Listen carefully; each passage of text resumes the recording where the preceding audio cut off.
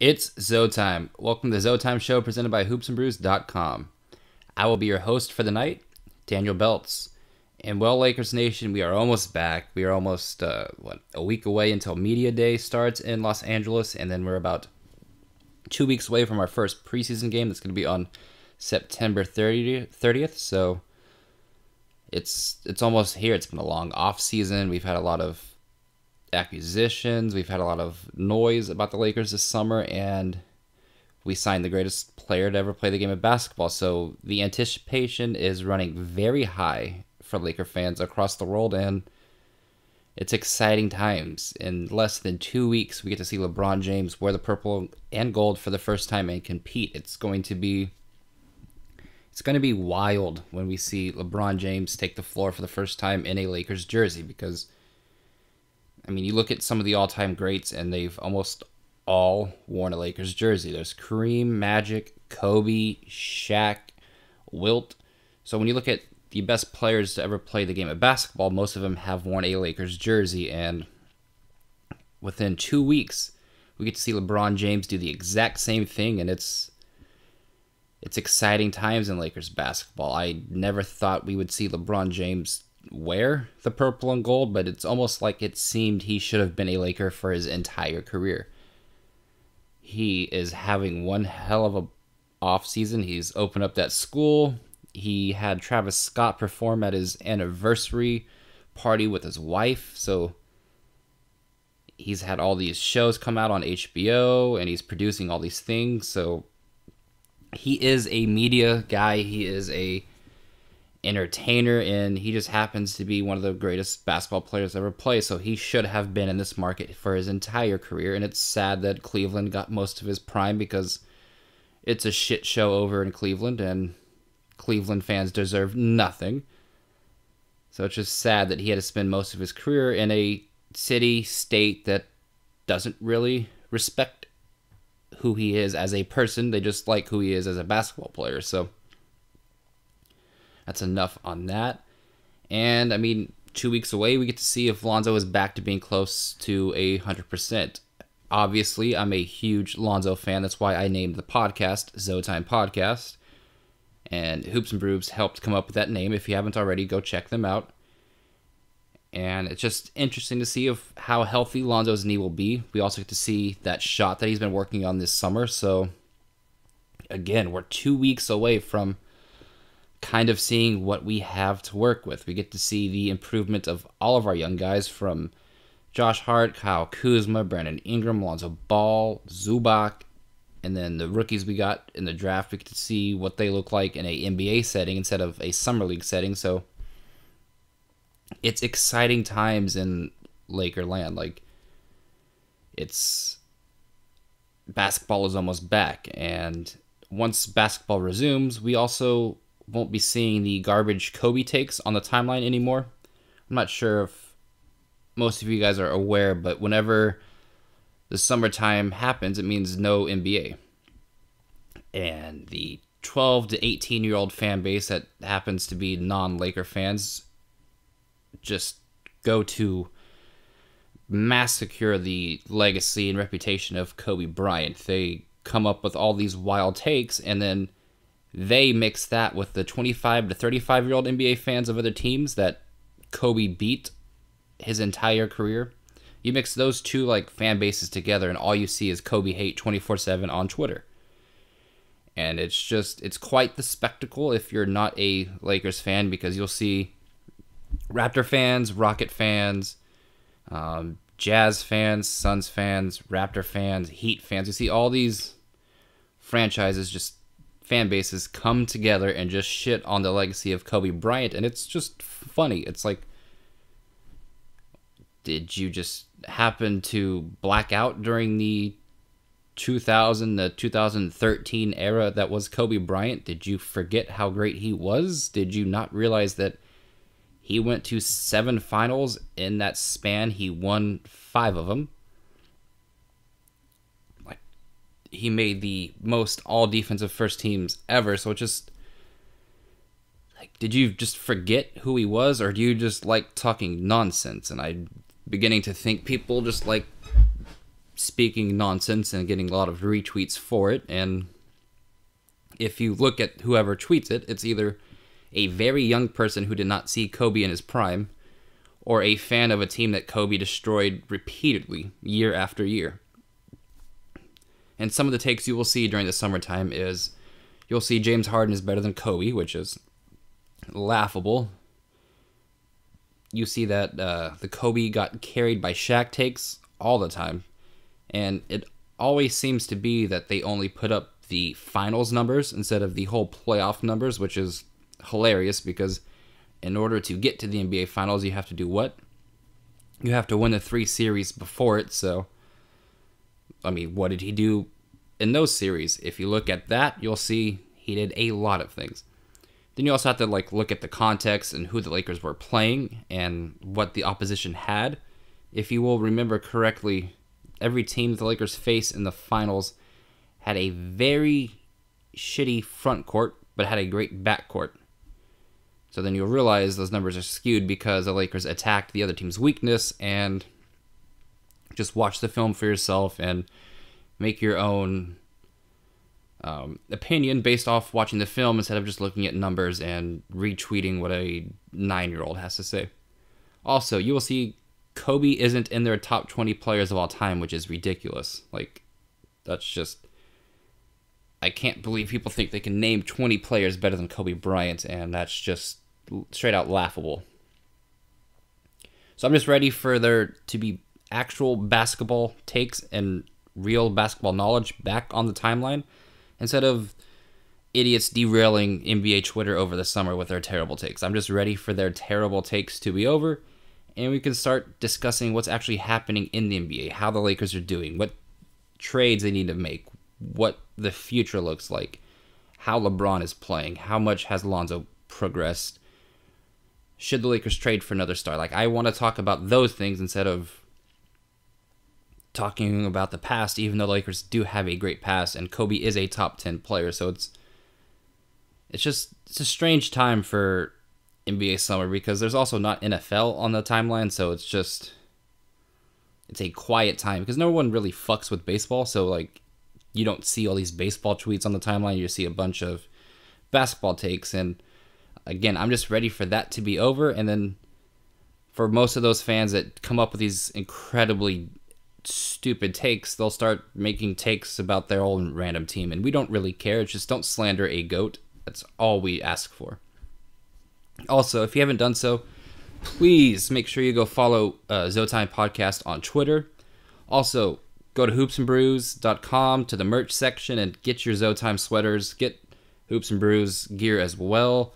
Everything's reasonably priced. You can find any awesome t-shirt or sweater to normally wear under $25. If you want the higher quality stuff, I think that runs you about $35. But again, it's nice content. It's a ton of sweaters and sweatshirts on that site, so it'll keep you warm during the upcoming winter. Like the greatest show to ever come on the TV said, winter is coming.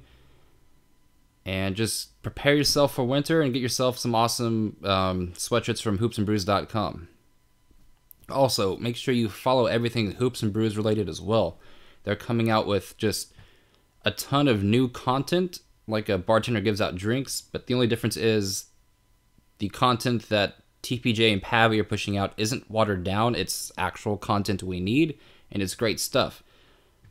And you'll see like a bartender sometimes gives out just watered down shots at the end of the night. No, everything TPJ and Pavy are producing is just, it's awesome. They're coming out with a new King Watch. They got also the Hoops and Brews episodes. They're almost on like episode, I'm not sure how many episodes they have, but it's way over 100.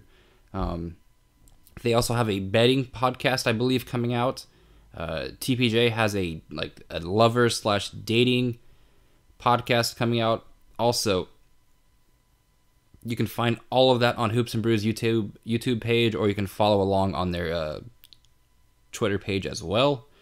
And it's great content. It's two dudes that are very focused, very self-driven, and just two very, very creative dudes pushing out great stuff. And for everyone else that just kind of had like a hole missing once the NBA stopped, you can go listen to those and it'll kind of fill that void. It's just another place where fans of creative people can go to escape and then just listen along and just come up with new thoughts and ideas about life and about just anything. Also, if you haven't done so already, go listen to Pavy's Proverbs album. It's one of the best albums I've heard this year, and it's not just like from artists on the rise, it's from like all the great artists as well. Like, I would rather listen to Pavy's Proverbs than Kanye's newest album. Because I did not feel moved with Kanye's album the way I felt with Pavy's album. If Streets Callin' does not have you in a good mood, there is something wrong with you. The minute you turn that song on, you just want to dance and you just want to vibe and you just want to like go out and just like have a great time. It's a very well put together album. The beats are great.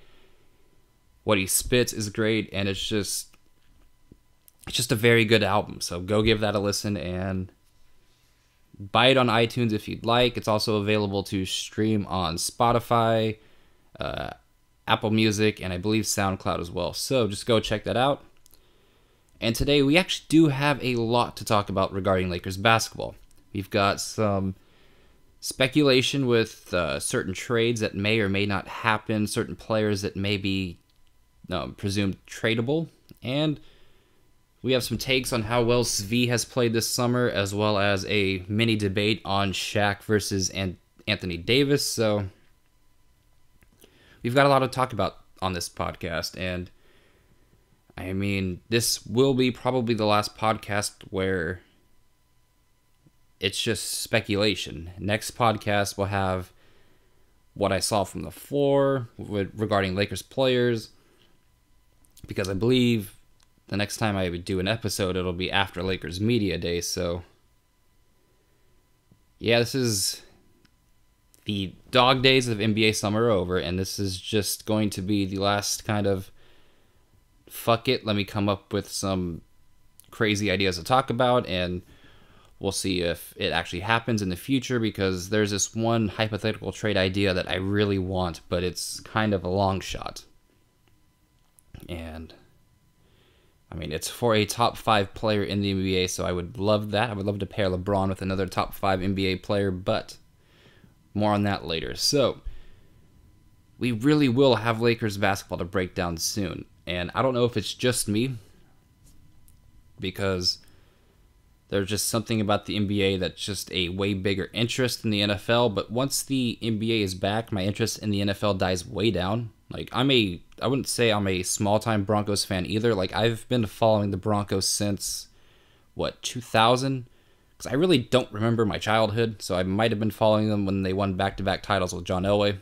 But when I was 8 in 2000, I just remember being a Brian Griese and Terrell Davis fan, and I've been following them ever since. I really enjoyed when they won the Super Bowl against the Panthers, hated it when they got blown out by the Seahawks, but as I've gotten older, my interest in the NFL has just died down. Like, I don't know if it's because I'm tired of seeing people get knocked unconscious, and I'm just not a fan of the violentness of the game. I like a more beautiful game, which is why I like soccer and basketball a lot more than I do the NFL. But whenever the NBA season starts back up, I just don't really care about the NFL anymore.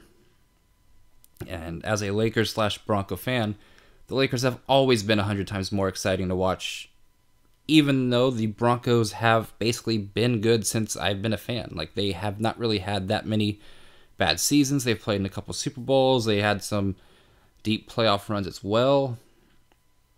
But just whenever the purple and gold are on TV, I just get caught up in this Lakers-type addiction, and I can't help it. I will choose to watch Laker games over Bronco games on Sundays. I will revolve my week around when the Lakers play. I will not do that for the Broncos.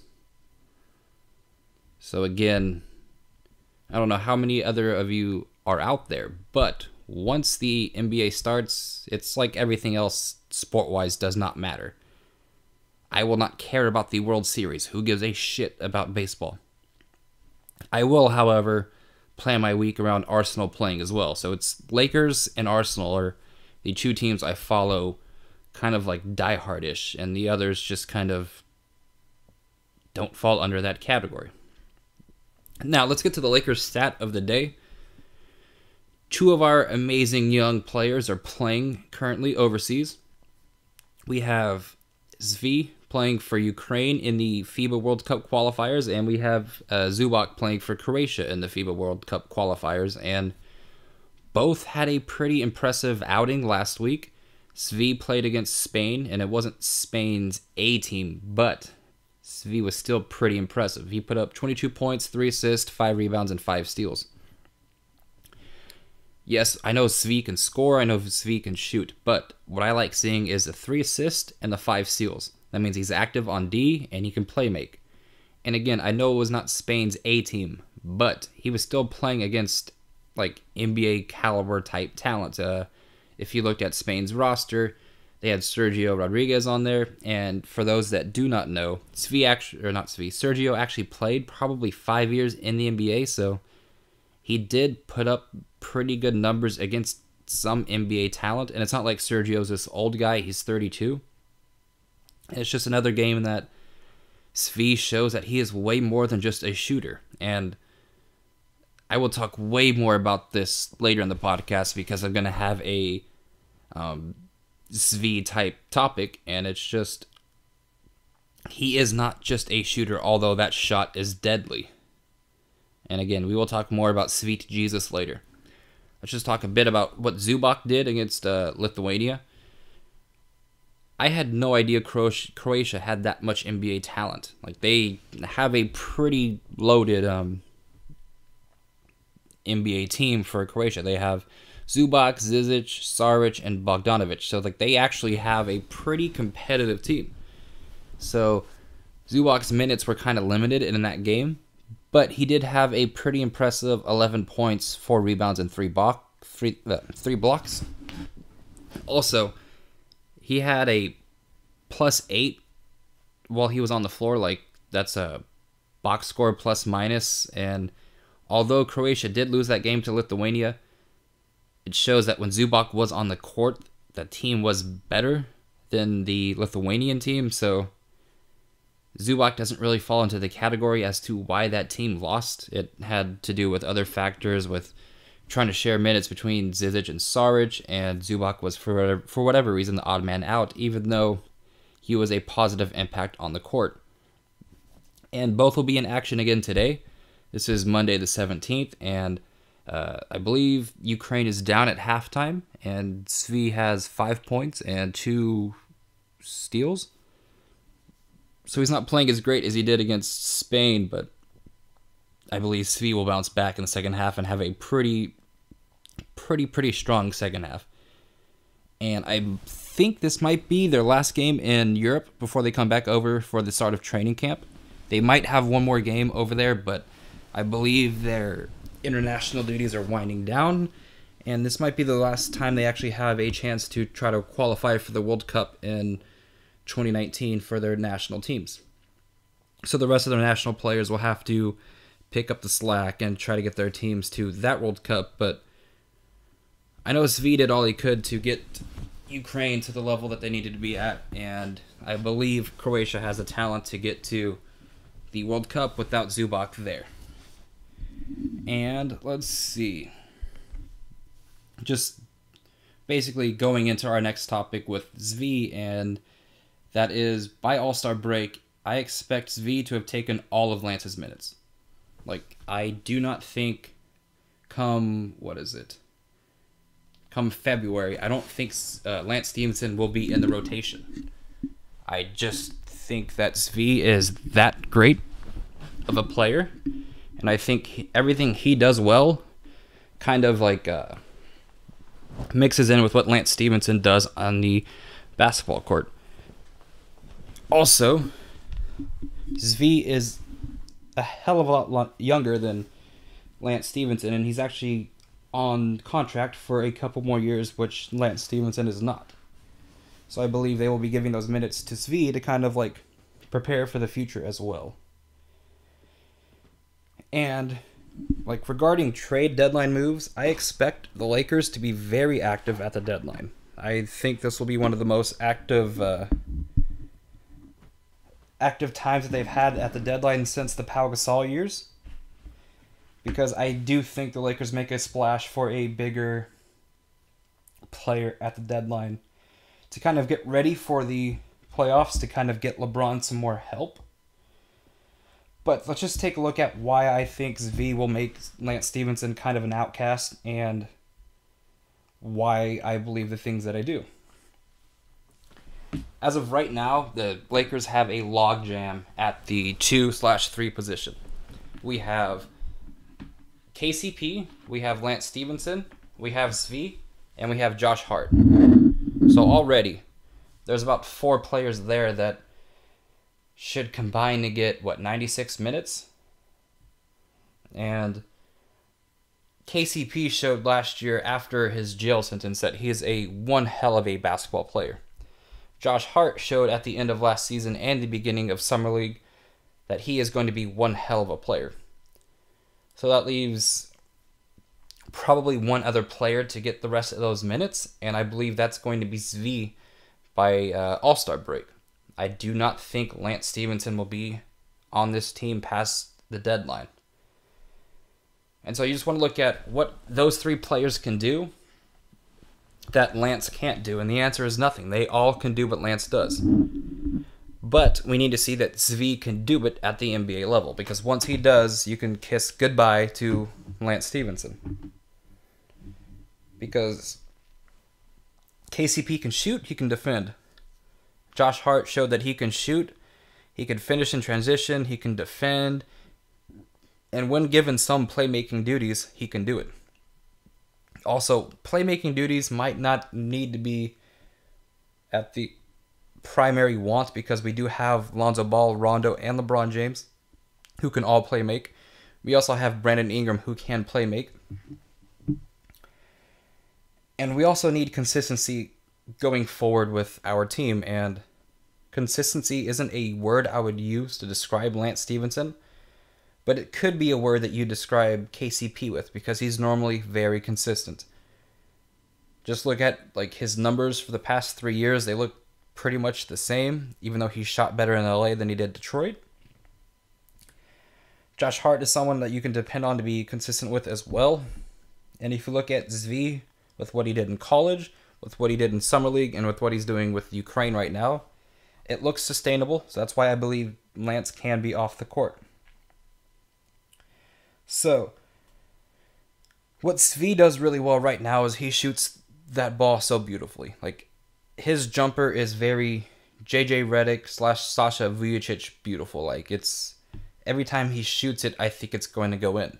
And I haven't felt that way for a Laker player in a long time from downtown, since either Robert Horry, Glenn Rice, or for whatever reason, I always had this strange feeling that whenever Derek Fisher shot a shot, it was going in. I do not know why. Maybe it's the arc that he put on the ball. It's just every time he shot the ball in a clutch situation, I always thought that shit was going in. That is what Zvi, every time he straightens up to fire away from 3, I think it's going in. I wouldn't get mad at the other players on our team if they started to trot back on defense, because, again, every time he shoots it, I think it's going in. And yeah, it's just once Zvi shows that he can play make at the NBA level, and I don't even need him to get 3 assists, maybe 2.5 assists per game with the amount of minutes he's getting is all I need to see, because once he can do that, Lance is gone. It's just, there would be no use for him on this team. So, if you watch Summer League, if you watch some of his FIBA highlights, you can see that he sees the floor a lot better than what was expected. I didn't really follow him that much at Kansas. I only followed him at Kansas whenever the NCAA tournament would come along, and I didn't really see this in college, but what I have seen in the NBA is he can dribble, and he can set up for others. He can also dribble for himself, and he can create for himself off the dribble, and he can shoot that beautiful step back James Harden type 3-point shot he did in Summer League was amazing. He also showed that he can take 2 dribbles inside the 3-point line after he's bitten someone off of that pump fake, take 2 dribbles inside the 3-point line and shoot like an 18 to 16-foot jumper and drain it, which is one of the critiques that Klay Thompson couldn't do coming into the league. And Klay Thompson is another player that people like to compare Svi to. And it's just, I can't help but fall in love with Zvi's game. And once he shows that he's able to do more than just shoot consistently at the NBA level, it's a wrap. Like, I really think he's going to get 12 to 18 minutes per game, and hell, depending on how well he can play and how well Josh Hart can play, they might even render KCP just a little bit more useless for this team, and maybe he's gone at the deadline too if they trade Lance and KCP and picks for a superstar that I'm going to talk about later. So again, one of the best things that the Lakers have done with their late first round and second round picks is they draft guys that stayed at college and developed. You can see the difference between Brandon Ingram and Lonzo Ball versus Josh Hart, Kyle Kuzma, and Zvi. Lonzo Ball and Brandon Ingram are two very, very promising prospects that are probably going to be the two best young players on our team in the future. But as of right now, they still might be, but the players on the team with like the most development is, outside of LeBron and maybe the older vets, is Kuzma, Hart, and Zvi. Why that is they stayed at college for 3 to 4 years. They played at a pretty impressive program with Josh Hart playing at Nova, championship winning team. Zvi playing at Kansas, championship contending team. Mo Wagner playing at Michigan, championship contending team. And Kyle Kuzma playing at Utah, which makes the NCAA tournament almost every year. And they have a really well-respected coach at Utah. So you can kind of see why the Lakers have targeted those guys. They have targeted players that can come in right away and produce and fill a hole on this team. Kyle Kuzma can shoot. Hart can shoot. Zvi can shoot. Mo can shoot. While Lonzo and Ingram are projects. So it's kind of like the Lakers took 2 of the best young players that are going to have 2 of the most promising upside, and then with the rest of their picks, they took players that they know what they can do now. So they were very safe, very well thought out, and just very good picks all around the board that the Lakers have done. And listen, I do like Lance Stephenson as a player. I think he can compete. And one thing you know with Lance Stephenson is no matter what the situation is, Lance Stephenson is always going to give 100% effort. Whether it's game 1 of the NBA season or it's game 7 in the Eastern Conference playoffs, he's going to at least try as fucking hard as he can out there. We just need to see that competitive spirit, that dog inside of Svi, because you see it in Josh Hart. Josh Hart wasn't supposed to play more than, I think, 1 game in Vegas, yet he got the coaches to say, you know what, let's let Josh Hart try and win us this Summer League championship. And they got to the final game. They just ran into a Portland Trailblazer team that fielded, I think, 8 players that are probably playable in the NBA, which is pretty wild for a Summer League team, but it is what it is. So they just need to see Zvi kind of have that heart and hustle that Lance Stephenson does, and I believe Zvi can have that kind of impact on a team. And like, Lance is the ultimate wild card. Like, you can plug him into a playoff series and he might be an X factor. I just think Zvi will be a more consistent and a better X factor than Lance Stephenson will be, and that's why I kind of want Zvi to take over his role by February. And I wouldn't even be mad if by like December 15th, which I think they can trade players that signed over the summer, like I wouldn't even be mad if Lance and some other vets are gone by then, so Zvi can take over and get his role and solidify minutes for years to come. It's going to be how well they produce on the court, because the Lakers will make moves to get LeBron help. Like, that's one thing I am 100% certain on. Like, just listening to Magic, listening to Pelinka, it seems like they're all in on getting LeBron help for a championship contending team, and they won't hesitate, in my mind, to make a move for a superstar. And Some players that can be moved are Lance Stephenson, KCP, Rondo, JaVale, then even some of our young guys after December 15th. So,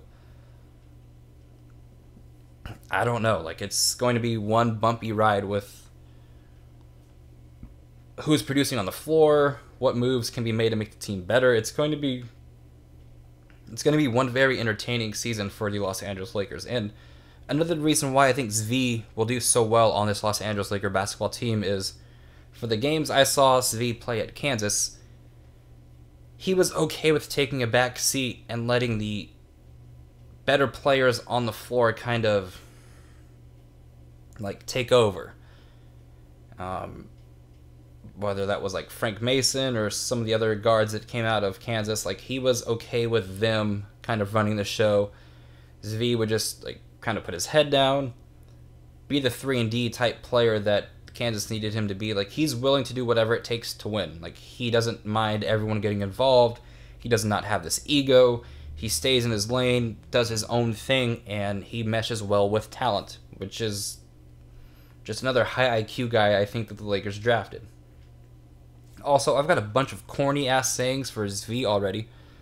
Like, I mean, they're very corny and they're very lame, but they're just some I like. I've already got Sweet Jesus instead of a Sweet Jesus, and I've already got Sweet things are made of this. Who am I to disagree? Travel the world to see made threes. Everybody's looking for Mikhailuk. That is very corny, and like I understand how lame that might be, but you know what? It's catchy. So I'm gonna run with that Zveet things are made of this kind of like thing going later on in the road, but also it's very important to remind all of you guys that even though Zvi did play 4 years at college, he's only 21. He is very young for being a 4-year college player. And just projecting what he might be in the NBA, you kind of have like 4 players that are very similar to his skill set. He can range anywhere from being Sasha Vujacic, Kyle Korver, to JJ Redick, to Klay Thompson. And I think that's a pretty like okay list to like kind of compare him to. Like, I don't think we're being facetious with saying he might be Klay Thompson, while realizing he might just be another Sasha Vujacic, who, hey, Sasha Vujacic hit 2 of the biggest free throws in Laker history, so all 4 of those players can shoot, all 4 of those players listed can hoop. So if Zvi, a second-round pick who was number 47, I believe, can turn into Sasha, to Kyle Korver, to JJ, to Klay, then the Lakers did very well on just another pick, and their scouting department and their drafting is just top-notch and probably the best in the league right now. And, I mean, we do have reasons to believe he can turn into a JJ Redick, to a Kyle Korver, to a Klay, because just look at what he did in Summer League. Look at how well he's impacting FIBA already at the age of 21. So it's fun to speculate. And we all might look crazy forever saying, hey, Zvi has a chance to become Klay Thompson, but you never know. Klay Thompson was never this highly thought of when he was drafted from Washington. I believe Washington State it was, so you never know. Kyle Korver was also a second-round pick. I believe the one that had the most expectations was JJ Redick, who was taken in the top 10, and I mean, Kyle Korver's made an all-star team, Klay Thompson's made a couple. I don't know if JJ ever did, and Sasha has 2 rings, so hey, if Zvi can have any kind of similarity to any of those careers, we drafted perfectly. Also, just like for Laker fans, let's not forget that we also do have another really important rookie on the team with Mo Wagner. I feel like with the rise of Zvi and how we've all fallen in love with his game, we've forgotten about Mo Wagner. And that's kind of sad because Mo was one of the most exciting players in college last season. He led his Michigan Wolverines to the title game, and I expect great things from both of those rookies. And while we build up Zvi to be the next whoever great shooting guard, let's not forget Mo Wagner has talent. He was our first-round draft pick. We do have him locked up for 4 years on a very cheap, team-friendly contract, and we should just not forget about him, and we should Just hope that he's healthy after that scare that he had in Summer League with, I believe it was his knee, and just be excited for both of these rookies. And the precedent that Magic and Pelinka have set with their draft picks is high, because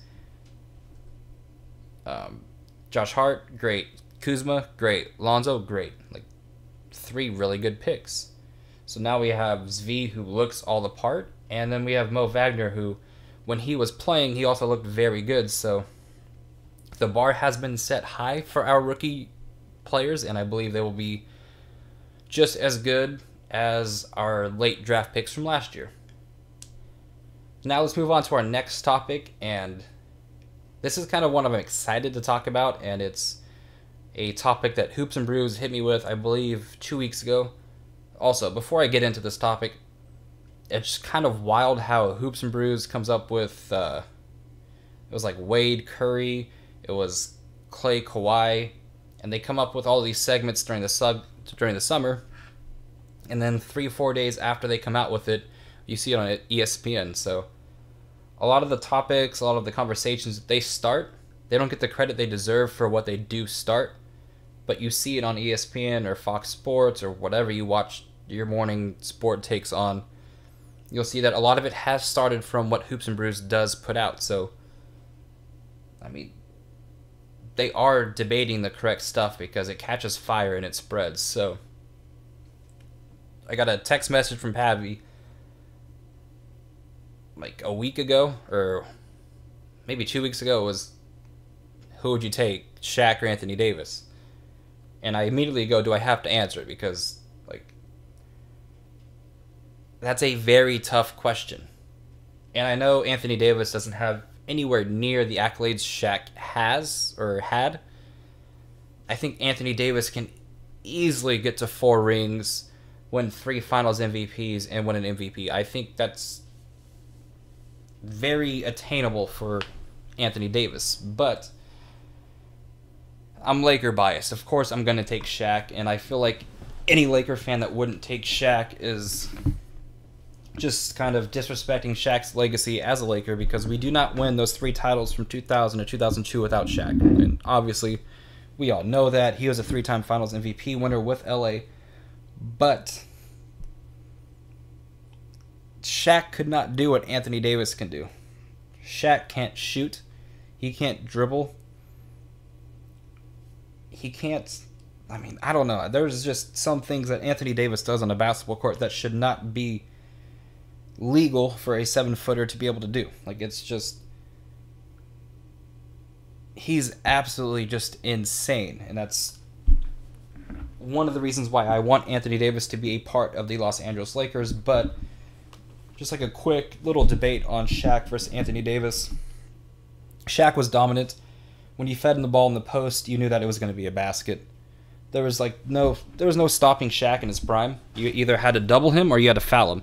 And even sometimes doubling him wouldn't work. He would still finish over the double team. That's how strong, that's how dominant, that's just how good of a player Shaq was. And a lot of people say, well, there was no good big men back then, or Shaq just abused terrible competition. Just stop it. Every NBA great has played in an era where maybe talent was watered down. Like, look at Jordan's era. You can say the same thing about the talent. Look at the 80s era. You can say, look at the talent. Look at the 2000s. You can look at the talent. Look at this decade. You can say, hey, there's a huge talent disparity as well. So you can make that argument for almost any decade about the talent they faced. But let's give the proper credit to, like, where it's due. Nobody could stop Shaq. You knew what he was going to do, and he did it. He had that fight in him, and he was able to will his team to victory in certain games. There's just something about Shaq within, like, the three-peat Lakers where he just looked like a man possessed. I haven't seen that possessed look come from Anthony Davis's eyes just yet. And that's part of the fact why I would take Shaq over Anthony Davis. Like, I know Shaq is going to be able to do the dirty things when it is needed. I have not seen Anthony Davis do that yet. And hopefully Anthony Davis can find that somewhere. Shaq kind of had to get out of Orlando to find that elsewhere. So, hey, maybe Anthony Davis has to get out of New Orleans to find it elsewhere as well. Also, Anthony Davis isn't in his prime yet. He's not as strong as Shaq was. Shaq would just back you down and just abuse you. Like, he was a force to be reckoned with. He was just a immovable object. Anthony Davis is not that. What Anthony Davis does have is this athleticism, the agility, the ability to space the floor. He can hit anywhere from a dunk, an alley-oop, to a three-point shot, and anywhere in between that. He's basically like an NBA 2K cheat code.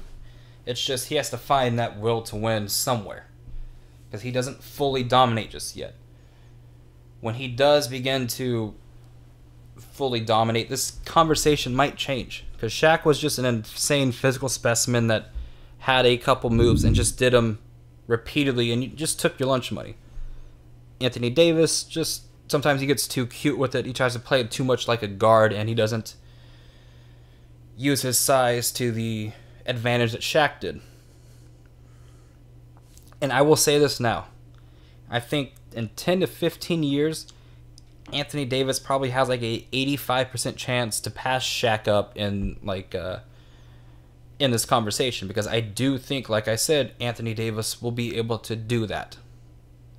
I honestly think Anthony Davis can be a 4-time MVP winner, a 3 to 4-time champion, a 3 to 4-time Finals MVP winner. Like, I think Anthony Davis has a chance to go down as a top 10 NBA player of all time. He has a huge chance of being better than Tim Duncan ever was at the power forward position. Like, that's how highly I think of Anthony Davis. I think Anthony Davis is by far the best player by a mile that's 25 and younger. He is just that fucking good. Which, saying all of this, Anthony Davis does need the right environment to flourish. And I believe that environment is in LA, but he's not a free agent for a while. So that'll lead into my next topic in a second, but let's just talk a little bit more about Shaq and Anthony Davis. I believe Shaq, how would you say this with, like, regarding their defense? I think Anthony Davis is one hell of a defender and should be better than what Shaq was in LA as a defender, but I just don't see that yet. I think Shaq in LA was a really good defender, and he doesn't get the credit for being that defender that he should be getting. And I think Anthony Davis should be farther along on his defensive abilities. I think he should be affecting the game on the defensive side of the ball just as much as he does on the offensive side of the ball. I think Anthony Davis is a freak of nature that can do it on both ends. He can be basically a more talented 7-foot Kawhi. And that's scary for the rest of the league. So, again, as of right now, give me Shaq over Anthony Davis, but I'm saying, you know what? Anthony Davis will probably be the better player. But if Anthony Davis never progresses to this level of playing that I'm telling you, then give me Shaq. But if he ever reaches where I think he's going to reach, give me AD. So it's basically a wait and see. But it's going to be very tough if AD does not come to LA for me to ever admit that Anthony Davis is better than Shaq. But, I mean, we'll see. That's just... Also, kind of like talking on the subject as well, Anthony Davis never had a player that was close to the caliber of player that Kobe Bryant was. Like, Shaq knew he also had a dog next to him. Maybe Anthony Davis needs that dog next to him as well to kind of elevate his competitiveness, because that's what Kobe did for Shaq. You can look at all of the interviews that Kobe and Shaq have done since the fallout of the 2014. Shaq will tell you Kobe elevated his play. Maybe Anthony Davis needs that as well, because Shaq in Orlando was this really great NBA player, but he just wouldn't dominate. When he got to LA, he dominated. So maybe Anthony Davis just needs a Kobe-type player. Brings me to the next subject. I really want to trade for Anthony Davis. Like, Anthony Davis is one of the very few NBA players that I would give the Godfather-type trade for. And that list is very short. I'd give it for Kevin Durant and probably Steph Curry and Anthony Davis, now that we have LeBron. LeBron is also one of those players that I would probably be willing to trade the Godfather type thing for in his prime. And what I mean by Godfather is I'd be willing to trade 3 out of the 4 young guys for Anthony Davis and picks. That's how highly I think of Anthony Davis. Anthony Davis is already a top 5 player in the NBA. He's probably even top 3. It's probably LeBron, Durant, Anthony Davis, Steph Curry, James Harden. Those are the 5 best players in the NBA, in my opinion. Because people will say Russell Westbrook, but hey, Anthony Davis at least got out of the first round this year. Speak to me when Russell Westbrook does. And again, why trading for Anthony Davis now is so enticing is you get to pair him with LeBron James, who might be able to bring that dog out of AD. And, I mean, the last time the Lakers had 2 top 5 players in the league, they three-peated. It was Shaq and Kobe. You get a different version of LeBron James and Anthony Davis, and you never know. They'll have cap space next summer. It's just a very enticing thing. Do you trade for him? I don't know. Do the Pelicans trade him? I don't think they ever do. I don't think they ever should. I think they should try hell to build the team around him that they need. But if the Lakers got Anthony Davis this year, they'd probably be the number 2 team in the league.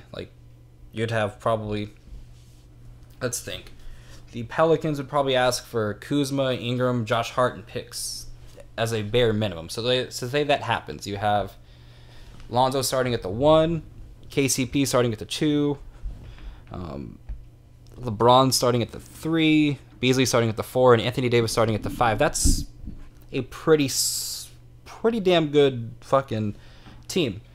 Then who knows? Maybe the Lakers flip Lonzo Ball for, let's say, maybe a Kemba Walker or a Damian Lillard. You never know. The Lakers can get really weird with it and try all these crazy ass things at the deadline to get LeBron a championship contender now. But I see both sides of this coin, and I'm happy with either one. I love our young guys. I want to build around them as well. But if you can trade for Anthony Davis, I think you have to do it. But then again, I like our young core. I think we can get free agents to sign next summer and the following. Actually, no, next summer is our last summer where we can sign players. Because Brandon Ingram's going to need that contract very soon. Lonzo will need it soon. So I don't know, man. It's this topic, do you trade for AD? Do you trade for another star? It's tough because LeBron only has probably 3-4 years left. At the level he's playing at right now, maybe he was only there for 2 of them. So there are so many factors that come into what the Lakers should and shouldn't do, and how much should they give up to give LeBron the team now compared to wait 1 year. I do not know. Do you waste a year of, I wouldn't even call it wasting, but a lot of people say that we're going to punt this season with not getting LeBron the team he needs to beat the Warriors, but hell, even if the Lakers do get AD this season, does that team even beat the team that the Warriors have now? I just don't know. I really do not know. This is why Magic and Pelinka are where they are. They are paid to make these type of decisions. If you have LeBron James and Anthony Davis, the chances of another superstar coming next summer is probably 100%. There's no way a superstar would pass on the chance of playing with LeBron James, Anthony Davis, and the location of LA. And if the Lakers are able to keep one young player from that hypothetical trade, perfect. Because then again, you have solid vets on the team right now, and then you insert a superstar next year into that lineup, and hell, maybe even vets will sign on the very cheap to kind of contend for a title next season. So it's very, very intriguing. I do not know what they should do. Very fascinating, very crazy times, because the Lakers have great draft picks, great young players, a lot of assets to move, while also having LeBron James, while also having cap space to sign people next summer. So just very intriguing times in LA. Anthony Davis at the age of 24 last season in the playoffs averaged 30, 13, 2-2. That's pretty phenomenal. You pair that with LeBron James, and again, it's 2 top 5 players in the NBA.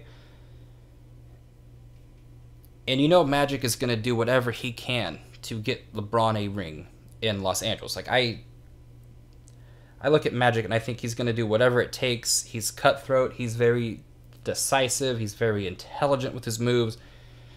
Magic Johnson and Rob Pelinka and Jeannie Buss have not gone wrong on one decision since taking over, and I just don't know. I really want Anthony Davis in a Lakers jersey.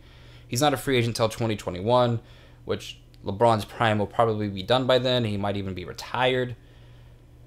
Do you trade Lonzo, Ingram, Kuz, Hart to get him? I don't know, because I also think each and every single one of those players has a tremendous, tremendous amount of potential.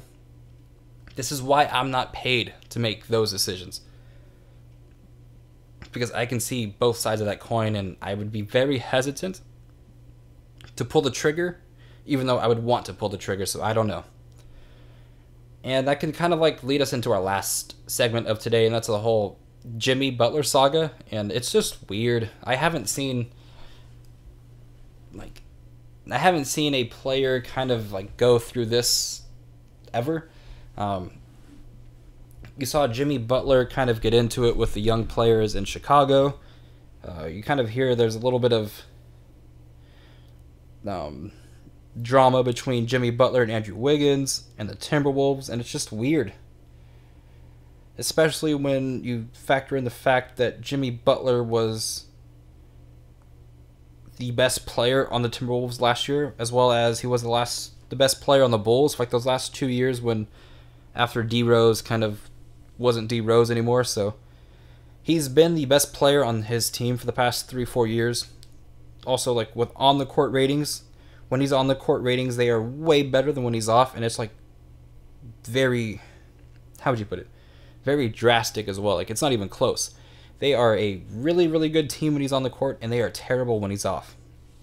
So it's weird that a player of his impact making has this kind of like baggage with how his teammates kind of like perceive him as. It's crazy. Like, he does not seem happy. He seems to want out of Minnesota. He's meeting with the Timberwolves today to discuss his future. And you guys should be used to this by now. Every disgruntled star is always rumored to be an LA target, and part of that is LA always wants the biggest superstars and have like the best chance to obtain them. And the other side of that coin is agents will always say the Lakers want them because that means their price tag goes up and their like value goes up. And what's weird is I've seen a lot of Laker fans say no thanks, like, which is kind of weird because again, LeBron's only here 3 to 4 years. Our best chance to win a title is probably LeBron with other superstars. But again, Lonzo, Ingram, Kuzma, Hart can all develop into those stars, so that's why you wouldn't trade for him. So I don't know, like the asking price for a Jimmy Butler is like 90% less than the asking price of an Anthony Davis. So you might only have to give up Hart, picks, and a vet for Jimmy Butler, whereas you'd have to give up the entire farm for Anthony Davis.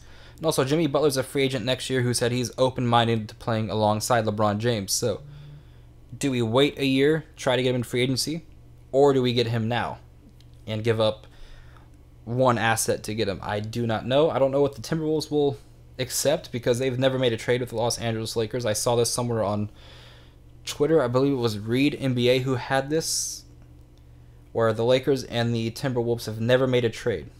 And that stems back to the Lakers leaving the land of Minnesota and the 10,000 Lakes, where our name originally comes from. And yeah, it's just this whole Jimmy Butler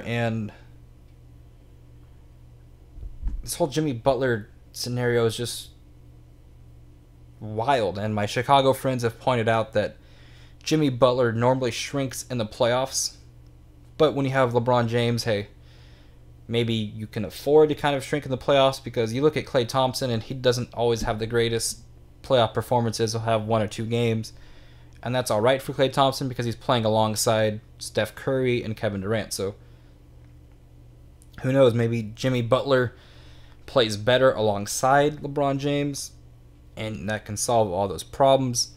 When healthy last season, Jimmy Butler averaged 22, 5, and 5. That would have been our best player by far last year. And again, the asking price for Jimmy is not as high as AD, so the Lakers and Timberwolves might meet in the middle, especially if the Jimmy and Minnesota can't come to an agreement by then and it's just they hate each other. The asking price for Jimmy Butler will be very low. This has a chance to be very similar to the Paul George type situation, although Oklahoma City had a whole year to kind of brainwash PG staying. A team that's going to trade for Jimmy Butler won't get that whole first summer to kind of like brainwash him a bit, because I believe it was late June, which the Oklahoma City Thunder traded for Paul George. So they had June through September to kind of feed him lies and all this stuff, whereas if you get Jimmy Butler now, you're only going to have like October through April, which is not even a full year. That's like 8 months, so you never know. I'd be willing to give up picks, like maybe 1 to 2 picks, and I don't know. I don't know if I can give up one of the young players for a player that might come next season, but I'd be willing to give up like 2 picks, KCP, like Lance or JaVale, and like Zubac or Bonga or like something like that. I don't think there's any chance that gets accepted. Minnesota would then counter with what they want, and then I think you can meet in the middle somewhere there. So maybe we lose Hart, maybe we lose Zvi, maybe we lose Wagner. Those are probably the 3 players that the Lakers would be most willing to trade outside of, because I don't think the Lakers make Kuzma, Lonzo, or Ingram available in a trade unless it's for an Anthony Davis. So again, this is why Magic and Pelinka are where they are. They have tough decisions to figure out. They need to get LeBron another title. They need to get the Lakers their 17th title overall. Like, this is going to be, for the next 3-4 years, this is going to decide a ton for the Lakers. It's going to decide their present, and it's going to decide their future. What I think Magic and Pelinka have stressed is they're going to not make moves that it's going to sacrifice the future just to make us good now. They're kind of going to do the best of both worlds. They're going to make sure our future is intact while giving us the best and greatest opportunity to compete for titles now. And that's why us as fans should give 100% of our backing and our support to this front office, because they've handled everything perfectly so far. And I'm just very confident that they will pull the trigger on the right trade when a trade needs to be made. They will be patient. They won't overreact, which some of us fans do occasionally. Like, if I saw a trade for Anthony Davis, I would hit accept right away, whereas they might take their time with it and try to give up less. I'm really happy those 2 dudes are where they are and doing what they do, because they have righted the wrongs of the previous regime, and it's just fascinating. Well, that's going to be it for today. Make sure you follow along ZoTime Podcast on Twitter, as well as Hoops and Brews as well on the same platform. You can follow them on Instagram as well. Make sure you subscribe on YouTube, on SoundCloud, on Apple Music to Hoops and Brews as well. I've been your host, Daniel Beltz, and Laker fans, it's really, really, really, really going to be happening very quick, so just buckle down, buy all your Laker gear, buy your ZoTime merch at hoopsnbrews.com, and until the next time we speak, go Lakers.